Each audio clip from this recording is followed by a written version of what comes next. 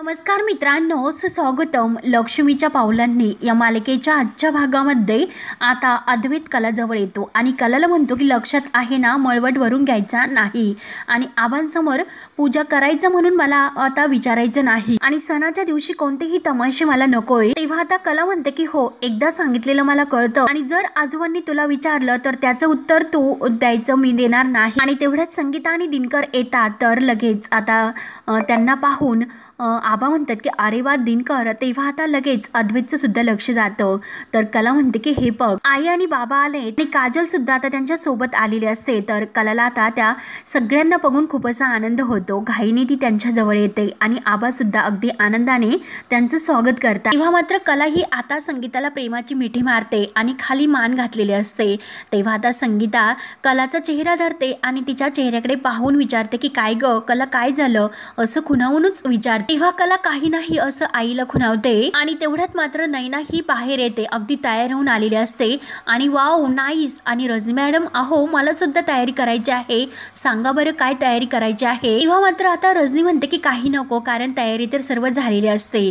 Rocket म्हणतो की गौऱ्या थापवायच्या आहे, घेते का. तेव्हा नैना म्हणते की हो चालेल ना, चल ना. तर रॉकेट लगेच आता जोराने हसायला सुरुवात कर. तेव्हा मात्र आता लगेच नैना विचारते की काय झाले.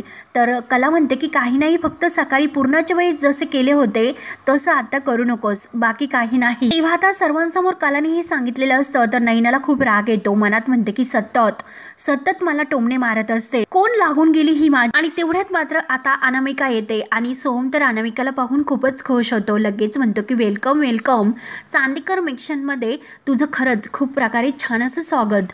तेव्हा आता अनामिका इतकी खुश होऊन म्हणते की थँक्यू सोहम. तेव्हा मात्र आता काजलला हे सर्व बघून आणखीनच वाईट वाटतं. तेव्हा मात्र अनामिका लगेच पायातील चप्पल बाजूला काढते आणि सोहम म्हणतो की चल मी तुला सगळ्यांची ओळख करून देतो.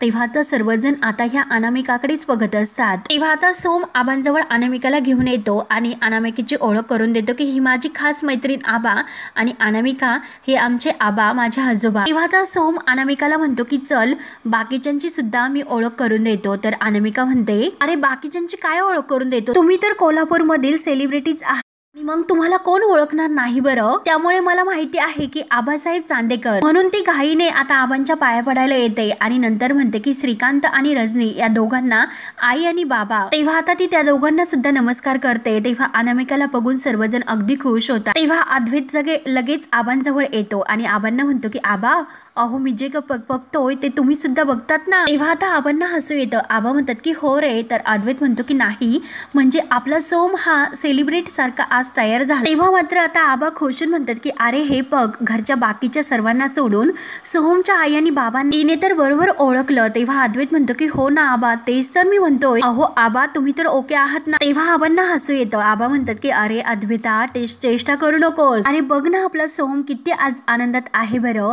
परंतु काजलच्या चेहऱ्यावर मात्र आनंद नसतो. तिला आता हे सर्व नाही बघू. आबा अद्वैतला म्हणतात की अरे त्याचे सुद्धा दिवस आहेत, करून दे ना त्याला एन्जॉय.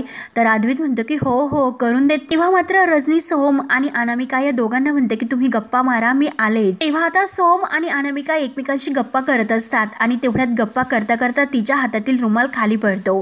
तेव्हा सोहम म्हणतो की थांब मी घेतो. काजल आता ही सर्व पाहते तर काजलचे डोळे भरून येतात. सर्वांचे लक्ष मात्र आता सोहम आणि अनामिका यांनी वेधलेलं असतं. तेव्हा आता सोहम अनामिकाला विचारतो की तू ओके आहेस ना. तर अनामिका म्हणते की हो रे. आणि तेवढ्यात मात्र आता रजनी लगेच आता कलाला ते हळदी कुंकवाचं ताट घेऊन येण्यासाठी सांगते. तेव्हा आता कला ते ताट आणून ठेवते. तर रजनी म्हणते की चला आता आपल्या घराण्याची एक मोठी परंपरा आपल्याला पार पाडायची आहे. तेव्हा कला विचारते की रजनी मॅडम, अहो कसली परंपरा. तेव्हा आता रजनी म्हणते की हो सांगते. आणि गेल्या काही खूप दिवसापासून आपल्याकडे एक चांदेकरांकडे परंपरा आहे. आपल्या मोठ्या घरातील सुनेला घराण्याच्या ह्या देवीला स्मरून मळवट भरायचं असतं. तेव्हा कला लगेच आता अद्वैतकडे बघत असते. तर अनामिका आता तोपर्यंत सोहमला म्हणते की मी आलेच, काकूंना काय हवं काय नको हे जरा बघते. तेव्हा मात्र आता काजलच्या डोळ्यातच पाणी येतं. तिला आता हे सर्व काही बघवत नाही. तेव्हा आता अनामिका ही रजनी आणि कला जवळ येते. तेव्हा मात्र अनामिका ही काकूंजवळ म्हणजे रजनी जवळ येते आणि काकू सॉरी, एक तुम्हाला विचारू का असं विचारते. तर रजनी म्हणते की हो विचार. तेव्हा अनामिका विचारते की काकू आत्ताच तुम्ही म्हणाला की तो मळवट मग तो सगळ्यांनी भरवायचा असतो. तेव्हा रजनीला हसू येतं. रजनी म्हणते की अगं नाही, घरातील सुनांनी तो मळवट भरवायचा, म्हणजे आम्ही इतक्या वर्ष भरला, आता नाही भरवत, कारण आता घरातील नवीन सुना आहेत त्यांनी हा मळवट भरायचा. व्हायचा आणि यापूर्वी मात्र आपल्या घराण्यात एका देवीची पूजा व्हायची. म्हणजे पूर्वी म्हणजे मला हे सुद्धा माहिती नाही, फक्त मी फार ऐकून आहे, फारसं मला त्याबद्दल नाही माहिती, परंतु आबा मात्र नक्की सगळी माहिती सांगायचे. तेव्हा आता हे सर्व ऐकून अनामिका म्हणते की वाव, खरंच ऐकायला किती भारी वाटतं हे सगळं. म्हणजे इतकं मोठं हे चांदेकर घराणं आणि त्याचा तो इतिहास, त्याची ती परंपरा, खरंच किती भारी. म्हणजे सगळं काही एका दैवी गोष्टीसारखं हे सगळं वाटतं. तेव्हा मात्र आता हे सर्व ऐकून सर्वांना आता हसू येतं.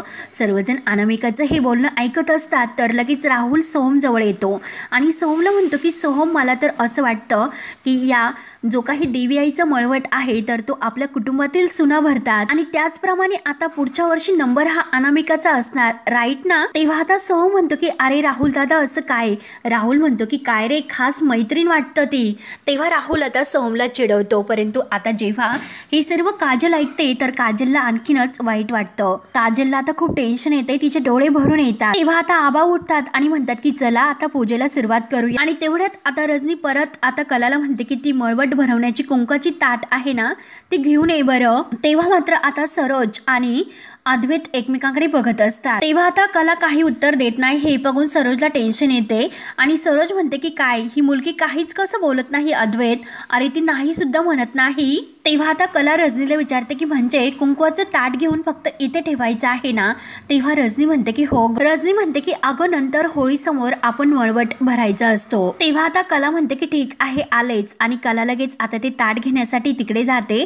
ते ताट उचलते आणि ते घेऊन जाणारच असते. तोच नैना तिला अडवते आणि म्हणते मळवट मी सुद्धा भरणार आहे, त्यामुळे तू दुसरं ताट घे. तेव्हा मात्र आता सरोजचा जीव अगदी खाली वर होत असतो. ती अद्वैतला म्हणते की अरे ती बघ ना, ती मुलगी मळवट भरायला निघाली, तू तिला थांबव. जर तिने मळवट भरला तर तुम्हाला दोघांना एकत्र पूजा करावी लागेल. अद्वैत, मी तुला काय सांगते, जरा लक्षात येते का तुझ्या? ही मुलगी सगळं काही स्वतःच्या मनासारखं करून घेते, त्यामुळे जा लवकर आणि हे सगळं थांबव. त्यावर आता नैना तोच विचार करते की ही कला कशी पुढे जाते मी बघतेच. हिच्या पायात पाय घालून मी मात्र हिच्या हातातील ताट आहे तर ते खाली सांडून देते. कलाच्या हातून खूप मोठा एक अपशकुन झाला असे मी बोंब मारते. म्हणजे नक्की सर्वांना आता कलाचा खूप राग येईल आणि सर्वांना हा कलाच्या हातून अपशकुन झालेला आहे असं वाटेल. हे तर एकदम बेस्ट असेल. तुम्हाला पूर्णवरून ऐकवलंस, मग मी सुद्धा आता कसं तुला पूर्णामध्ये टाकते बघतच राहा, असा नैनाचा आता प्लॅन असतो. तेव्हा आता सरोज जोरात अद्वैतवर ओरडते की जा, अरे तिला थांबव. तेव्हा मात्र आता अद्वैत लगेच कलाच्या मागे येतो आणि कला मात्र जायला निघलेली असते आणि तेवढ्यात नैना तोच मध्ये येते आणि कलाच्या पायात पाय घालून लगेच त्या कुंकवाच्या ताटामध्ये ती पडते आणि तिच्या डोक्याला पूर्णपणे ती कुंकू लागते. मळवट आता देवी आईच्या आशीर्वादानेच कलाच्या कपाळाला लागलेला असतो. तेव्हा आता सर्वांना आता खूप मोठा धक्का बसतो आणि सरोज आणि अद्वैत या दोघांना तर मात्र खूप टेन्शन येते. आबांचा मात्र अगदी चेहरा खुलतो आणि रजनीचा सुद्धा. रोहिणी आणि नैना यांचा चेहरा अगदी बघण्यासारखा होतो. तेवढ्यात मात्र आता कलाही आपलं जे काही ते कपाळ हे कुंकवात बुडालेलं आहे तर ती उठून उभे राहते आणि वळून अद्वैतकडे पाहते तर अद्वैत तिच्याकडे एकटक बघत असतो.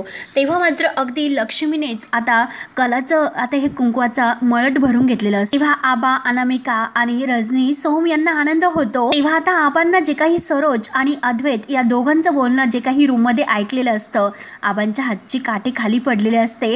हे जे काही क्षण आहे तर आबांच्या डोळ्यासमोर येतात. अद्वैत म्हणलेलं असतो की मी उद्या त्यांच्यासोबत पूजेला नाही बसू शकत. तेव्हा आबांच्या हातातील काठी खाली पडलेली असते. तेव्हा कला ही सारखी अद्वैतकडे पाहत असते आणि आबा खरंच आबांचा चेहरा खुलतो आणि आबा लगेच म्हणतात की शेवटी देवी आईच आपला हट्ट पुरा करतेच करते. शेवटी तिच्या मनात जे काही आहे तेच घडते. वाईट काय, चांगलं काय आणि वाईट काय हे सगळं काही तीच ठरवतात. जर आपण येथे बसून काही ठरवलं, किती सुद्धा आकडेमोड केली तरी सुद्धा देवी आई आपल्याला संकेत देतेच. तोच लगेच कलाचा सुद्धा चेहरा खुलतो. आता मात्र जोडप्यावर कुंकवाची उधळण झाली आणि मळवट भरला गेला. सगळे शुभ संकेत तर आहेत. तेव्हा आता सर्वजण आई अंबाबाईचा उदय उदय असं मोठ्याने ओरडतात आणि आता आई अंबाबाईचा उदय उदय केला जातो. तेव्हा कला आणि अद्वैत दोघेही देवाला हात जोडतात. तेव्हा नैना सुद्धा आपल्या हातानेच देवी आईचा मळवट आपल्या कपाळी लावून घेते. तेव्हा आता आबा म्हणतात की चला बरं आता पूजा करून घ्या. तेव्हा आता अद्वैतला काय करू आणि काय नाही असं होतं. तो टेन्शन मध्ये येतो. आबा लगेच म्हणतात की अद्वैता, अरे तू या घरचा थोरला नातू आणि कला तू या घरची थोरली नाचू, तेव्हा ह्या नात्याने आज मात्र ह्या पूजेचा मान तुमचा असेल. तेव्हा आता सरोजच्या पायाखालची जमीन सरकते, तिचा इतका जळफळाट होतो, ती रागाने आता कलाकडे बघत असते. आणि रोहिणीची सुद्धा तीच अवस्था होते. परंतु संगीताला खूप आनंद होतो. संगीता देवी आईला हात जोड. तेव्हा अद्वैत म्हणतो की आबा अहो, जोडीने पूजा करायची काय गरज आहे, एकटा सुद्धा ही पूजा करू शकतो. तर लगेच सरोज म्हणते की हो आबा, अद्वैत एकदम बरोबर बोलतो आणि काही गरज नाही, दोघांनी वेगवेगळी पूजा केली तरी सुद्धा चालणार आहे. तेव्हा आता आबांना सरोजचा खूप राग येतो. आबा म्हणतात की सरोज हे बघ, तू शांत बस. अगं होळीमध्ये बोंब मारायची असते ती वाईटांच्या गोष्टीची, त्यामुळे आता मात्र नाही ते विषय नको इथे आणि त्याची बोंबाबोंब तू करू नकोस. जे काही ठरलेलं आहे आणि जे काही रीतीप्रमाणे होईल ते होईलच. या घरची थोरली सून आणि नातूच या घरची होळीची पूजा करतील. हा सण कशाचा असतो, नको त्या गोष्टींची होळी करण्याचा, आनंदाचा नाही. आणि जे काही सर्व आनंदाने सुरू आहे, त्यामुळे जे काही आहे त्याचा एकदा आनंदाने स्वीकार. त्यामुळे आता कोणी काही म्हणायचं नाही, हा विषय इथल्या इथेच बंद करायचा. पूजा होईल, अगदी ती पण ठरल्याप्रमाणेच होणार. देवीने तर संकेत दिलेलेच आहे ना, त्यामुळे पूजा ही होईलच. तेव्हा कला आता अगदी नम्रपणे उभी असते आणि नैना तर अगदी डोक्याला मळवट लावून तेथे उभी असते. आणि आता म्हणजे आतमध्ये जी झालेली कुंकवाची ही उधळण हा एक संकेत नाही तर दुसरं काय आहे. देवी आईनेच कलाने पूजा करावी असा संकेत दिलेला आहे.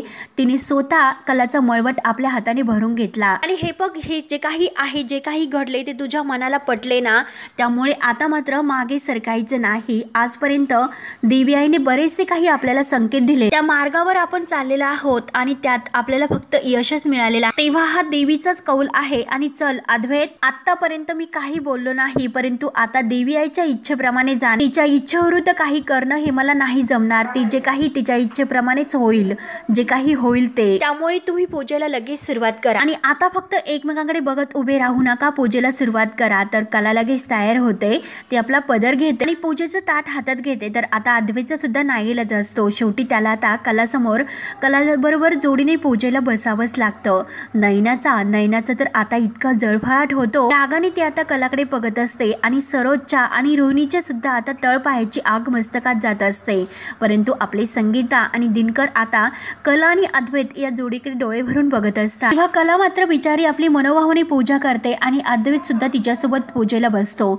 दोघे आता होळीला नैवेद्य वगैरे दाखवतात आणि आता जल अर्पण सुद्धा करत असतात. आता फेरी सुद्धा घेतात आणि नैनाचा इतका राग तिला येत असतो. नैना आता रागानेच कलाकडे बघत असते. तेव्हा आता पूजा वगैरे झाल्यानंतर आता आबा अद्वैतला म्हणतात की चल आता होळीला अग्नी देऊयात. अरे लहानपणी तर तू कायम असा हट्ट धरायचा की मी होळीला पेटवणार म्हणून. आज मात्र तू, राहुल, सोम या तिघांनी मिळून होळीला अग्नी द्या. तेव्हा राहुल आणि सोम लगेच पुढे येतात आणि तिघे मिळून आता होळीला अग्नी देतात. आणि आता आबा हे जोरात असे बोंबाबोंब करतात. सर्वजण होळीची पूजा करतात आणि आता सरोज आणि रोहिणी या दोघी मात्र अगदी रागाने खाली मान घालत तेथे उभे असतात. तेव्हा आता आबा खूपच खुश असतात, कारण आपल्या अद्वैत आणि कलाच्या हाताने ही पूजा झालेली असते. तेव्हा आता आबा होळीला नमस्कार करून म्हणतात की होलिका देवी, चांदेकरांच्या घरावरील संकट सगळं काही जळून राख होऊन आणि त्या राखेतून मात्र आनंदाला जन्माला घाल ग बाई. तेव्हा आता सर्वजण अगदी मनोभावाने होळीची पूजा करून होळीला नमस्कार करतात. तेव्हा आता कला ही मनोभावाने देवीला हात जोडते आणि म्हणते की हे होलिका माते, ज्या क्षणी आमच्या नात्याच्या बाबतीत काही असं चुकीचं घडणार असतं, त्या क्षणी तुम्हाला संकेत देते की आम्ही एकच असणार आहोत. त्यामुळे आता ह्या संकेतामुळे देवी आई मला खरंच बळ मिळतं ग. म्हणून कलाला आता जेव्हा आता ते मंदिरात शिवरात्रीच्या दिवशी गेलेले असतात, तर त्या दिवशी जो काही हार आता महादेवाचा आहे तो कला आणि अद्वैत या दोघांच्या गळ्यात पडलेला असतो. एक क्षण आता तिला आठवतो आणि गुरुजींनी जे काही सांगितलेलं आहे की हा हार या जोडप्याच्या गळ्यात पडलेला आहे, नक्कीच काहीतरी असा शुभ संकेत आहे, हे सगळं काही अद्वैतला सुद्धा आठवतं. आणि जेव्हा कलाचा जे काही आत्ता होळीच्या दिवशी मळवट स्वतः देवी आईने भरून घेतला, म्हणजे कलाचा आपोआप मळवट भरला आणि आबा सुद्धा जे काही म्हणलेलं असतं की देवी आई आपला हट्ट पूर्ण करूनच घेते, चांगलं काय आणि वाईट काय हे सगळं काही तीच ठरवते. मग आता अद्वैत ह्या सगळ्याचा विचार करतो आणि मनात म्हणतो की नक्की आबा जे काही सांगतात ते अगदी बरोबर आहे का. हे जे काही सुरू आहे ते तर आत्ता म्हणतात की हे सगळं काही देवीने करून घेतलं, परंतु माझ्या मनाला हे वेगळंच काहीतरी असं वाटतं. या सगळ्याचा अर्थ काय असेल आणि हे जे काही घडतात तर ते सगळे योगायोग काय असेल. आणि आबा हे सगळं काही त्यांच्या अनुभवाने सांगतात म्हणजे मला हे सर्व योगायोग वाटतो आणि जर ते खरंच कुठले तरी संकेत असेल तर कधी कधी एक अशी अद्भुत शक्ती असते की जी आपल्यात असते आणि ती शक्ती आपल्याला भविष्याच्या सूचना देतात असं म्हणतात। मग आमच्या बाबतीत सुद्धा काही असं होणार आहे का? मग या सर्वाचा काय आणि कसा विचार करायला हवा? आता अद्वैतला तो सगळा विचारेल। हे सगळं काय आणि कसं ही मला खरंच काही कळत नाही। जे काही घडते ते काय घडते हे अद्वैतला आतापर्यंत त्याचा अर्थ कळत नसतो। त्यानंतर तो सुद्धा आता होलिका मातेला नमस्कार करतो आणि तोच नैना पुढे येते। तेव्हा राहुल आणि नैना सुद्धा जोडीने होळीची पूजा करतात। तेव्हा आता आबांना खूप असा आनंद होतो आणि सर्वजण पुन्हा एकदा देवीला नमस्कार करतात। तेव्हा आता सरोज हे सगळं काही कार्यक्रम आटोपल्यानंतर रूम मध्ये आलेली असते आणि सारखं आता तिच्या डोळ्यासमोर कलाचा तो जे काही देवी आईने मळवट भरून घेतलेला आहे ते क्षण तिच्या डोळ्यासमोरून काही जात नसतात। तेवढ्यात ती विचारतच असते तर आबा आत येतात। आबा म्हणतात की सरोज येऊ का आतमध्ये? तेव्हा आता सरोज रागानेच म्हणते की हो ना या आतमध्ये। तर आबा आत येतात, सरोजकडे लक्ष देतात आणि विचारतात की काय ग सरोज, काय झालं, चिडलेली दिसते का? नेमकं तुला त्रास कसला होतो? आणि हे बघ सरोज, अगं तू कधी असं वागलेली नव्हती। तेव्हा आता सरोज म्हणते की हे बघा आबा, मी तुम्हाला जरा स्पष्ट सांगते, तुम्ही सुद्धा यापूर्वी कधी असं वागले नव्हतात, परंतु गेल्या वर्षभरात आपल्या घरातील सगळं काही चित्र अगदी पालटलेलं आहे। ती मुलगी घरात आल्यानंतर आपल्या घराचे दोन असे भाग झालेले आहेत। ती मुलगी येण्या अगोदर आपल्या घरात सगळं काही अगदी सुरळीत सुरू होतं, परंतु जेव्हापासून ती मुलगी या घरात आली सगळं काही तिच्या कलाने होते। हे तुमच्या लक्षात येते का? ती घरातील मोठी सून, ती घरातील लक्ष्मी, माझ्या मुलाची बायको, असं जे काही महत्व आहे ना आबा ते तिला दिलं जातं। तरी सुद्धा तुम्ही असं मला विचारतात की मी जरा काही विचित्र वागते म्हणून। तेव्हा आता आबा म्हणतात की बरं ठीक आहे, तू जरा स्पष्ट बोलली ना, मी सुद्धा तुला स्पष्टच बोलतो। तेव्हा आता आबा डायरेक्ट सरोजला विचारतात की काय ग सरोज, काल जेव्हा तू अद्वैतला कलाबरोबर होळीची पूजा करू नको आणि कलाला मळवट भरून देऊ नकोस असं अद्वैतला सांगितलेलं होतं ना?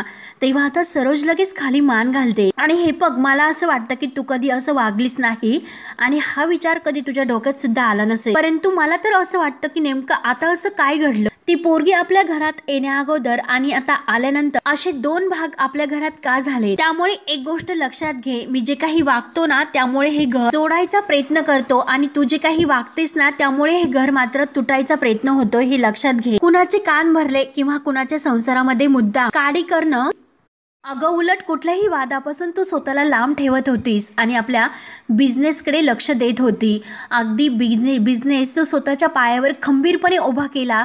घरामध्ये काय होतं काय नाही याकडे कधीही तू लक्ष देत नव्हते, परंतु आता सरोज तू मात्र बदललीस, तुझ्या स्वभावात बदल झाला, ती तुझी खरी ओळख होती, परंतु आता मात्र तू असं का वागतेस? तेव्हा आता सरोज म्हणते की हे बघा, स्वतःच्या मुलाचं आयुष्य हे डोळ्यासमोर उद्ध्वस्त होत असेल तर मी शांत राहायचं का?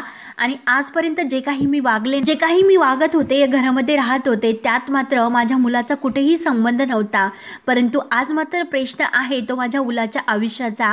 त्यामुळे मला बोलावं तर वाटतं, जे काही माझ्या मुलाच्या बाबतीत होत आहे आणि त्याचा जर मी विचार करत नसेल तर हे मात्र चुकीचं नाही का ठरणार? तेव्हा आता आबा मनात विचार करतात की सरोज, अगं तुला कसं सांगू, जर यांचा हा संसार टिकला तर चांदेकरांना जो काही शाप लागलेला आहे तो शाप मात्र मिटेल, म्हणजे नष्ट होईल। चांदेकरांवर कोणतंही आता संकट राहणार नाही, परंतु तू जे काही वागते ना तू तो शाप खरा ठरण्यासाठी वागते। मी तुला कसं हे सगळं समजावू? म्हणून आबांना आता खूप टेन्शन येते। तेव्हा मात्र आता आबा काही उत्तर देत नाही, परंतु सरोज आता शांत असते। सरोज केवळ अद्वैतचा विचार करत असते आणि आबा सरोज आणि कला या दोघांची जोडी टिकण्याचा विचार करत असतात, कारण त्या शापातून आपलं चांदेकर हे घर सुटेल असं त्यांना वाटत असतं। तेव्हा मित्रांनो हा भाग येथे संपतो। पुढील भागामध्ये आता रंगपंचमीचा कार्यक्रम असतो। सगळे काही अगदी खूप छान तयार होतात। तेव्हा कला आणि अद्वैत आता तेथे उभे असतात। अद्वैत मात्र हाताची घडी घालून आता तेथे उभा असतो। तेव्हा कला ही आता वाट पाहून असते की हा नुसता उभा राहिलेला आहे, हा रंग लावतो की नाही, आम्हाला कधी रंग लावेल, नक्की याच्या डोक्यामध्ये काय सुरू असेल? म्हणून कलाला आता खूप टेन्शन येते। ती अद्वैतकडे पाहत असते, परंतु अद्वैत अगदी म्हणजे असा उभा असतो। तेवढ्यात मात्र आता नैना काहीतरी असा प्लॅन करूनच असते आणि तिच्या मागून आता रोहिणी येते। तर आता रोहिणी मागून आली आणि ती नैनाला धक्का देते। नैना तर खूप घाबरते आणि म्हणते की वळून पाहून तुम्ही आहात तर? तेव्हा आता रोहिणी म्हणते की हो ग, काय झालं इतकं तुला घाबरण्यासारखं? तेव्हा आता नैना म्हणते की आज मात्र मी त्या कलाला चांगला असा धडा शिकवणार आहे, याच्यामध्ये लाल रंग कमी आणि लाल मिरची पावडर जास्त आहे। ते ऐकून आता रोहिणीला तर खूपच आनंद होतो। तेव्हा मात्र मात्र कला आणि अद्वैत एकमेकांच्या मागे पळत असतात, एकमेकांना ते कलर लावण्यासाठी. अद्वैत आता तिच्या मागे धावत असतो. तोच नैना जे काही हातामध्ये ते मिरची पावडर आणि लाल रंग मिक्स करून घेऊन येत असते. अद्वैत आणि कलाच्या धक्क्याने मात्र नैनाही तेथे खाली सोप्यावर पडते आणि जो काही तिच्या हातातला कलर आहे ते सर्व काही तिच्या चेहऱ्यावर अगदी सांडून मोकळा होतो. तर कला आणि अद्वैत या दोघांचं मात्र इकडे चांगली मस्त अशी रंगपंचमी रंगलेली असते. शेवटी अद्वैत हा कलाला रंग लावतो आणि कला तर अगदी खुश होते, कारण अद्वैतच्या हाताने तिला रंग लागलेला असतो. तेव्हा मात्र आता कलाही खूप खुश होते. परंतु जे काही कलावर लावण्यासाठी लाल मिरची आणलेली असते तर शेवटी नैनाची जी काही शिक्षा आहे तर ती तिलाच मिळालेली असते. तेव्हा मित्रांनो, आता पुढे काय काय होतं हे बघण्यासाठी आपल्या चॅनलला नक्की सबस्क्राईब करत राहा. धन्यवाद.